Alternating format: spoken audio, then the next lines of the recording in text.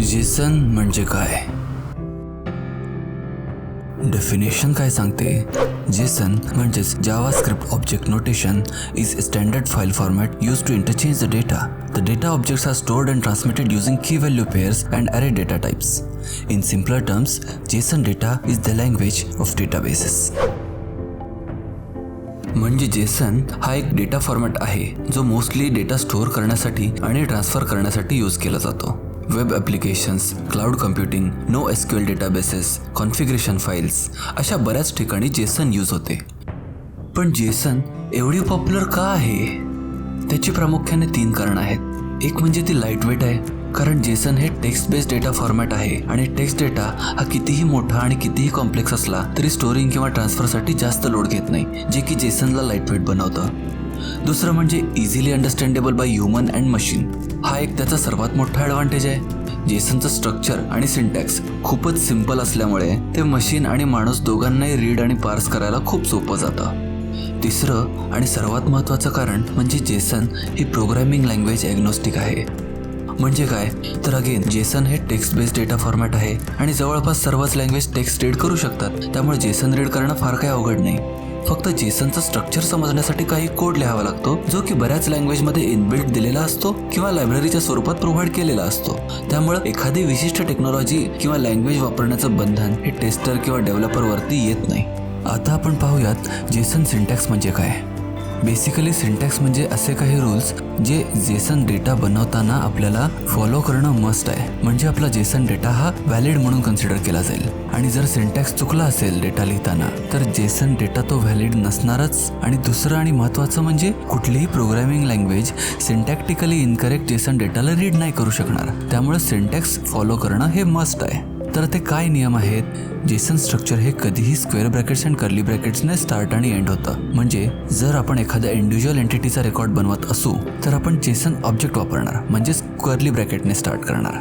पण जर आपण काही एंटिटीजच्या रेकॉर्ड्सची लिस्ट बनवणार आहोत तर त्यावेळी आपण स्क्वेअर ब्रॅकेट यूज करणार, म्हणजे जेसन ॲरे यूज करणार. दुसरा नियम म्हणजे प्रत्येक फील्ड हे की व्हॅल्यू पेअरमध्येच असायला हवं. आणि तिसरं, each field is separated by comma, म्हणजे 2 फील्डला सेपरेट करण्यासाठी कॉमा वापरायचा आहे आपल्याला इथे. तर हे झाले नियम जेसन सिंटॅक्ससाठी. आता आपण पाहूयात जेसन स्ट्रक्चर म्हणजे काय.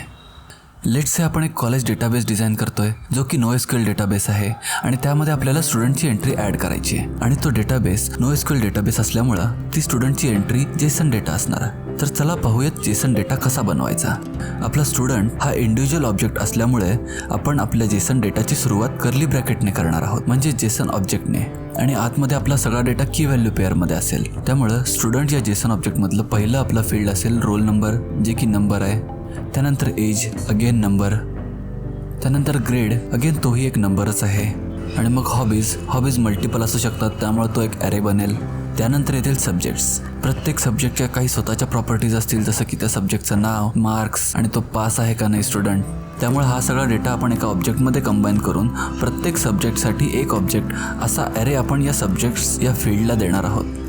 सो बेसिकली हे एक आपलं सिम्पल स्ट्रक्चर झालं जेसनचं. यामध्ये आपण नंबर पाहिला, स्ट्रिंग पाहिली, स्ट्रिंगचा ॲरे पाहिला, जेसन ऑब्जेक्टचा ॲरे पाहिला, Jason object just as a value पण पाहिला आणि प्लस बुलियन डेटा पण पाहिला. सो अशा प्रकारे आपण जेसन डेटा बनवू शकतो. आणि जर तुम्ही पाहिलं असेल तर प्रत्येक फील्ड हे इथे कॉमाने सेपरेट केलेलं आहे, मग ते ॲरेमध्ये असेल किंवा जेसन ऑब्जेक्टमध्ये असेल. तर हे झालं जेसनचं स्ट्रक्चर. आता आपण पाहूयात जेसन पाथ कसा बिल्ड करायचा.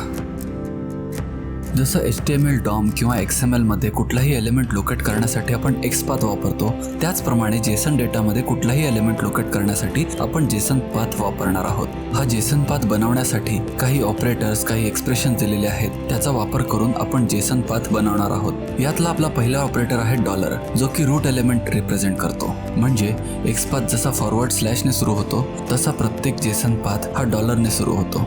त्यानंतर दुसरा ऑपरेटर आहे @, जो की रिप्रेझेंट करतो करंट नोड. मग येतो स्टार. कुठल्याही प्रोग्रॅमिंग लँग्वेज प्रमाणे स्टार म्हणजे एनिवेअर ऑर एनिथिंगसाठी यूज होतो. मग येतात डॉट आणि डबल डॉट. जर इमिजिएट चाइल्ड नोड ॲक्सेस करायचा असेल तर आपण सिंगल डॉट वापरतो. पण जर आपल्या डेटामध्ये नेस्टेड एलिमेंट्स असतील, म्हणजे चाइल्ड नोडच्या आतमध्ये चाइल्ड नोड, त्याच्या आतमध्ये अजून एक चाइल्ड नोड, त्या केसमध्ये आपण डबल डॉट वापरणार. आणि पुढे काही कॉम्प्लेक्स ऑपरेटर्स आहेत, जसं की ॲरे ऑपरेटर्स, फिल्टर एक्सप्रेशन्स. त्याचा वापर आपण काही स्पेसिफिक कंडिशन्समध्येच करणार आहोत. आता आपण पाहूया जेसन पाथचे काही एक्झाम्पल्स. त्यासाठी आपण JWay जेसन पाथ इव्हॅल्युएटर ही वेबसाईट यूज करणार आहोत, ज्यामध्ये आपण आपली इनपुट जेसन देणार आहोत. इनपुट जेसन म्हणजे ज्या जेसनमधनं आपल्याला डेटा लोकेट करायचा आहे. थोड्या वेळापूर्वी आपण जो स्टुडंट ऑब्जेक्ट बनवला होता, त्या स्टुडंट ऑब्जेक्ट सारखे अजून 2 स्टुडंट बनवून आपण त्या स्टुडंट ऑब्जेक्ट्सचा जेसन ॲरे या टूलला इनपुट दिलेला आहे आणि त्यावरती आपण आपले जेसन पाथ इव्हॅल्युएट करणार आहोत. आपल्या जेसन पाथची सुरुवात होईल $पासून, जो की रूट एलिमेंट रिप्रेझेंट करतो. त्यामुळे आपण फक्त $, लिहून जर इव्हॅल्युएट केलं तर आपल्याला त्या जेसन इनपुटमध्ये रूट लेवलवरती जे काही प्रेझेंट असेल तो सर्व डेटा आपल्याला आउटपुट म्हणून दिसेल. आता जर आपल्याला त्या 3 स्टुडंटपैकी एखाद्या स्पेसिफिक स्टुडंटचा डेटा पाहायचा असेल तर आपण कसा पाहणार? तर रूट लेवलवरती आपला जेसन ॲरे आहे, त्यामुळे जेसन पाथमध्ये आपण $0 करून पहिल्या स्टुडंटचा डेटा पाहू शकतो. जर आपल्याला दुसऱ्या स्टुडंटसाठी डेटा पाहायचा असेल तर आपण $1, $2 हवा तो इंडेक्स टाकून आपण त्या स्टुडंटचा डेटा पाहू शकतो. जर मला पहिल्या स्टुडंटचा रोल नंबर पाहायचा असेल, रोल नंबर हा पहिल्या स्टुडंटचा इमिजिएट चाइल्ड असल्यामुळं आपण $0.roll number लिहिणार, जो की आपल्याला पहिल्या स्टुडंटचा रोल नंबर देईल. जर आपल्याला त्या स्टुडंटचं एज चेक करायचं असेल तर आपण सिमिलरली रोल नंबरच्या ऐवजी एज लिहिणार. जर आपल्याला दुसऱ्या स्टुडंटचं एज पाहायचं असेल तर आपण फक्त इंडेक्स चेंज करणार आणि आपल्याला त्या स्टुडंटचं एज मिळून जाईल. आता समजा आपल्याला पहिल्या स्टुडंटचं फुल नेम पाहायचं आहे, तर आपण सेम वेमध्ये $0.fullname लिहिणार. उप्स, हे का वर्क नाही झालं? कारण जेसन पाथ लिहिताना केस ही इम्पॉर्टंट असते. त्यामुळं जेसन इनपुट डेटामध्ये ज्या केसमध्ये डेटा डिफाईंड आहे त्याच केसमध्ये जेसन पाथ लिहिणं आवश्यक आहे. त्यामुळे आपण केस करेक्ट करून त्या स्टुडंटचं फुल नेम पाहूयात.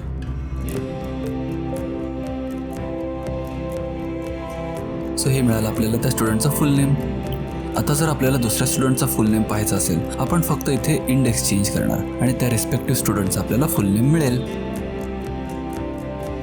समजा मला फक्त फर्स्ट नेम पाहायचं आहे एखाद्या स्पेसिफिक स्टुडंटचं, तर अगेन फर्स्ट नेम हा फुल नेमचा इमिजिएट चाइल्ड आहे, त्यामुळे आपण डायरेक्टली फुल नेम डॉट फर्स्ट नेम टाकून त्या स्पेसिफिक स्टुडंटचं फर्स्ट नेम पाहू शकतो. सिमिलरली दुसऱ्या कुठल्या स्टुडंटचं फर्स्ट नेम पाहायचं असेल तर आपण फक्त इंडेक्स चेंज करून ते पाहू शकतो. आता जर आपल्याला पहिल्या स्टुडंटचे सब्जेक्ट्स पाहायचे असतील तर अगेन सेम $0.subjects, त्याने आपल्याला पहिल्या स्टुडंटचे सगळे सब्जेक्ट्स मिळतील. आणि त्यामध्येही आपल्याला स्पेसिफिक एखादा सब्जेक्ट पाहायचा असेल तर आपण त्या सब्जेक्टचा इंडेक्स टाकून त्या सब्जेक्ट स्पेसिफिक डेटा आपण पाहू शकतो. म्हणजे फॉर एक्झाम्पल आपल्याला जर फिजिक्सचा डेटा पाहायचा असेल तर आपण फक्त टाकणार $0, त्याने आपल्याला पहिल्या सब्जेक्टचा डेटा दिसेल. आता समजा आपल्याला त्या सब्जेक्टचा सगळा डेटा नाही पाहायचा आहे, फक्त त्या सब्जेक्टचं नाव पाहायचं आहे, तर आपण काय करणार? $0 डॉट अगेन सब्जेक्ट हा इमिजिएट चाइल्ड आहे त्या जेसन ऑब्जेक्टचा, त्यामुळे आपण डायरेक्टली इमिजिएट चाइल्ड म्हणजेच डॉट सब्जेक्ट लिहून स्पेसिफिक डेटा देखील पाहू शकतो. मग ते सब्जेक्ट असेल, मार्क्स असतील, फक्त पास बघायचा असेल. आणि सेम वेमध्ये आपल्या रिक्वायरमेंटनुसार आपण सब्जेक्ट आणि स्टुडंटचे इंडेक्स चेंज करून त्या स्पेसिफिक स्टुडंट आणि स्पेसिफिक सब्जेक्टचा डेटा देखील पाहू शकतो. तर आत्तापर्यंत आपण जे जेसन पाथ पाहिले ते झाले ॲब्सोल्यूट जेसन पाथ, म्हणजे आपण तिथे स्पेसिफिक इंडेक्स देतोय प्रत्येक एलिमेंट लोकेट करण्यासाठी. ॲब्सोल्यूट जेसन पाथचा डिसएडव्हान्टेज काय? आपल्या इनपुट डेटामध्ये जर सिक्वेन्स इंटरचेंज झाला तर ॲब्सोल्यूट जेसन पाथ वर्क करणार नाही आणि आपल्याला डिझायर्ड डेटा मिळणार नाही. तर त्यासाठी काय सोल्युशन आहे? Relative Jason path. Relative Jason path म्हणजे स्पेसिफिक कंडिशन बेस्ड डेटा आपल्याला रिट्राईव्ह करता येतो. रिलेटिव्ह जेसन पाथमध्ये आपल्याला इंडेक्स देण्याची गरज नसते, आपण तिथे कंडिशन्स देतो आणि त्या कंडिशन्सवरती आपला डेटा रिट्राईव्ह होतो. म्हणजे आता आपण प्रत्येक स्टुडंटचा रोल नंबर पाहिला. जर आपल्याला सर्व स्टुडंटचे रोल नंबर पाहायचे असतील तर आपण काय करणार? आपण एक ऑपरेटर पाहिला होता स्टार, तो वापरणार इनसाइड स्क्वेअर ब्रॅकेट्स, ज्याने आपल्याला सर्व स्टुडंटचे रोल नंबर्स मिळून जातील. सो आपला जेसन पाथ होईल $.star.roll number आणि आपल्याला मिळाले सगळ्या स्टुडंटचे रोल नंबर्स. आता जर आपल्याला सगळ्या स्टुडंटचे ग्रेड्स पाहायचे असतील, अगेन $.star.grade. जर आपल्याला सगळ्या स्टुडंटचे नेम्स पाहायचे असतील तर $.star.fullname, याने आपल्याला सगळ्या स्टुडंटचे फुल नेम मिळून जातील. आणि सेम वेमध्ये जर फर्स्ट नेम पाहायचं असेल तर आपण ते स्पेसिफिक चाइल्ड एलिमेंट्स अपेंड करू शकतो. आता आपण आपल्या जेसन पाथची कॉम्प्लेक्सिटी थोडी वाढवूयात आणि स्पेसिफिक कंडिशन्समध्ये डेटा कसा रिट्राईव्ह करता येईल हे पाहूयात. त्या केसमध्ये आपण स्क्वेअर ब्रॅकेटच्या आतमध्ये इंडेक्स किंवा स्टार न देता तिथे आपण कंडिशन देणार आहोत, ज्यासाठी आपण एक ऑपरेटर पाहिला होता, filter expression, question mark and round brackets. जसं सिलेक्ट क्वेरीमध्ये आपण वेअर यूज करतो त्याप्रमाणे हे क्वेश्चन मार्क आणि ब्रॅकेट यूज होतं. त्यामध्ये आपण आपली कंडिशन लिहितो, ज्या कंडिशनवरती आपल्याला डेटा रिट्रीव्ह करायचा आहे. आता ही कंडिशन कशी डिफाईन करायची, तर त्यासाठी आपण वापरणार आहोत अजून एक ऑपरेटर @ म्हणजे करंट नोड आणि त्यापुढे आपली कंडिशन.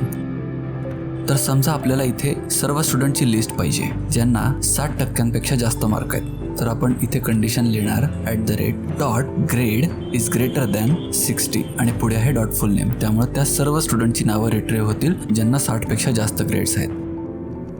ज्यांना 60पेक्षा कमी ग्रेड्स आहेत त्यांची नावं आपण रिट्रीव्ह करू शकतो.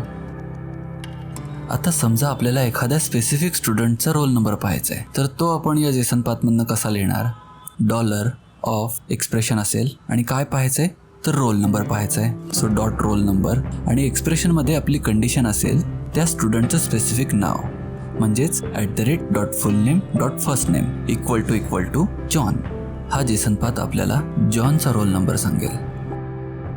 लेट्स से आता आपली रिक्वायरमेंट अशी आहे की आपल्याला सगळ्या स्टुडंटचा फिजिक्स रिलेटेड डेटा पाहायचा आहे. तर आपण काय करणार, तर पहिली कंडिशन आपली येईल स्टार आणि त्यानंतर येईल .subject आणि त्या सब्जेक्टची कंडिशन, कुठल्या कंडिशनवरती आपल्याला सब्जेक्ट रिट्रीव्ह करायचं. सो जेसन पाथ झाला $of $subjects आणि ती कंडिशन आणि आपल्याला सर्व स्टुडंटचा फिजिक्स रिलेटेड डेटा मिळून जाईल. यात आपण मल्टिपल कंडिशन्स देखील टाकू शकतो, जसं की त्या सगळ्या स्टुडंटचा डेटा रिट्रीव्ह कर ज्यांचं सब्जेक्ट फिजिक्स आहे आणि मार्क्स 35पेक्षा जास्त आहेत किंवा त्या सब्जेक्टमध्ये पास झालेत. सो आपण अँड या ऑपरेटरने कंडिशन्स टाकू शकतो. सो अशा प्रकारे आपण मल्टिपल कंडिशन्स टाकून देखील डेटा रिट्रीव्ह करू शकतो. आता आपण आपल्या जेसन पाथची कॉम्प्लेक्सिटी अजून थोडी वाढवूयात आणि आपण पाहूयात की एखाद्या स्पेसिफिक स्टुडंटला स्पेसिफिक सब्जेक्टमध्ये किती मार्क होते किंवा स्पेसिफिक सब्जेक्टमध्ये तो पास झालाय की फेल झालाय. तर त्यासाठी जेसन पाथ कसा होईल, $of फर्स्ट एक्सप्रेशन जे की स्टुडंट लोकेट करण्यासाठी यूज होईल, .subject आणि त्या सब्जेक्टची कंडिशन. म्हणजे आता आपण काय पाहतोय की जॉन कोणत्या विषयात पास झालाय, त्यामुळे आपण कंडिशन टाकलेली आहे @pass =true. सो अशा प्रकारे आपण आपले जेसन पाथ लिहून आपल्याला पाहिजे तो डेटा आपल्या रिक्वायरमेंट आणि कंडिशननुसार रिट्रीव्ह करू शकतो. या जेसन पाथ आणि जेसन पाथ एक्सप्रेशन्सबद्दल अजून डिटेलमध्ये जर तुम्हाला माहिती हवी असेल, एक लिंक डिस्क्रिप्शनमध्ये दिलेली आहे JV जेसन पाथ. त्या लायब्ररीच्या डॉक्युमेंटेशन पेजवरती जाऊन आपण इन डिटेल सगळे इन्फॉर्मेशन पाहू शकतो. जसं की त्या लायब्ररीचं नाव आहे JV जेसन पाथ. आपण आपल्या पुढच्या ऑटोमेशनच्या व्हिडिओजमध्ये सुद्धा हीच लायब्ररी यूज करणार आहोत. त्यानंतर डिपेंडन्सी कोणती ॲड करायची, त्यानंतर जेसन पाथ कसे लिहिले जातात, त्यासाठी कुठले ऑपरेटर्स यूज होतात, फंक्शन्स कुठले यूज होतात, फिल्टर एक्सप्रेशन लिहिण्यासाठी कोणते ऑपरेटर यूज होतात आणि एक जेसन इनपुट एक्झाम्पल म्हणून देऊन त्याचे पाथसुद्धा त्यांनी दिलेले आहेत. ते सुद्धा तुम्ही वाचू शकता जेसन पाथ थोडं अजून डिटेलमध्ये समजण्यासाठी. सो ही झाली सगळी माहिती जेसन आणि जेसन पाथची. पुढच्या व्हिडिओमध्ये आपण आता इन्स्टॉलेशन करणार आहोत.